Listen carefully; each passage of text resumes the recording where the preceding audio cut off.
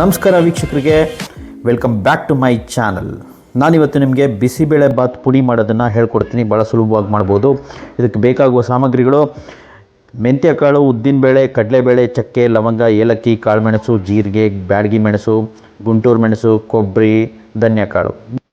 ಮಾಡೋ ವಿಧಾನ: ಒಂದು ಕಬ್ಬಿಣದ ಬಾಣಲಿಗೆ ಒಂದು ಅರ್ಧ ಸ್ಪೂನ್ನಷ್ಟು ತೆಂಗಿನೆಣ್ಣೆ, ಒಂದು ಅರ್ಧ ಟೇಬಲ್ ಸ್ಪೂನ್ನಷ್ಟು ಮೆಂತ್ಯಕಾಳು ಮತ್ತು 2 ಟೇಬಲ್ ಸ್ಪೂನ್ನಷ್ಟು ಉದ್ದಿನಬೇಳೆ, 1 ಟೇಬಲ್ ಸ್ಪೂನ್ನಷ್ಟು ಕಡಲೆಬೇಳೆ,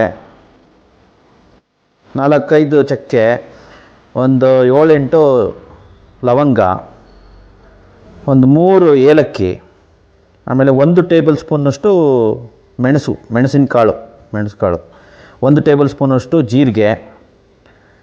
ಇದನ್ನು ಹಾಕಿ ಲೋ ಫ್ಲೇಮಲ್ಲಿ ಉರಿಬೇಕು. ಲೋ ಫ್ಲೇಮಲ್ಲೇ ಉರಿಸಿ, ಇಲ್ಲ ಅಂದರೆ ಅದು ಕಂಟು ವಾಸನೆ ಬರುತ್ತೆ, ಆವಾಗ ಮಸಾಲೆ ಚೆನ್ನಾಗಾಗಲ್ಲ.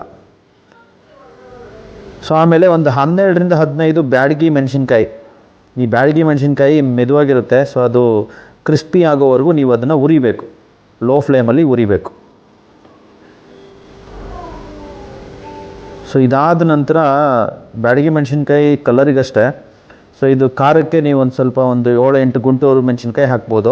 ಅದಾದಮೇಲೆ ಒಂದು ಮುಷ್ಟಿಯಷ್ಟು, ಅಂದರೆ 1 ಮುಷ್ಟಿ ಪೂರ್ತಿ ಧನಿಯಾಕಾಳು ಹಾಕಿ ಅದನ್ನು ಉರಿಬೇಕು. ಧನಿಯಾಕಾಳು ನೀವು ಯಾವುದೇ ಕಾರಣಕ್ಕೂ ಮುಂಚೆನೇ ಹಾಕಬಾರ್ದು, ಕೊನೆಗೆ ಹಾಕಬೇಕು.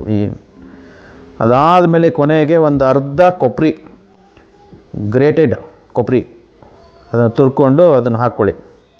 ಕೊಬ್ಬರಿನ ಜಾಸ್ತಿ ಉರಿಯೋಕ್ಕೆ ಹೋಗ್ಬೇಡಿ, ಫ್ಲೇಮ್ ಆಫ್ ಮಾಡಿಬಿಟ್ಟು ಅದೇ ಬಿಸಿಲಿ ಅದು ಹುರ್ಕೊಳ್ಳಿ, ಅಷ್ಟೇ ಸಾಕಾಗತ್ತೆ. ಅದಾದಮೇಲೆ ಇದನ್ನು ಹುರ್ಕೊಂಡಾದ್ಮೇಲೆ ಮಿಕ್ಸಿಗೆ ಹಾಕ್ಕೊಂಡು ಪುಡಿ ಮಾಡ್ಕೊಳ್ಳಿ, ಅಷ್ಟೇ. ಬಿಸಿಬೇಳೆ ಬಾತ್ ಪುಡಿ ರೆಡಿ ಆಗುತ್ತೆ. ಇದನ್ನು ರುಬ್ಕೊಂಡು ನೀವು ಮಾಡ್ಕೊಬೋದು, ಏನು ಹಾಳಾಗಲ್ಲ, ಚೆನ್ನಾಗಿರುತ್ತೆ.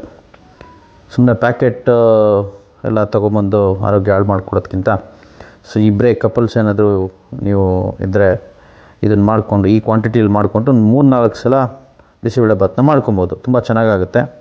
ಮಾಡ್ಕೊಳ್ಳಿ, ಆರೋಗ್ಯವಾಗಿ ಜೀವನ ಸಾಗಿಸಿ.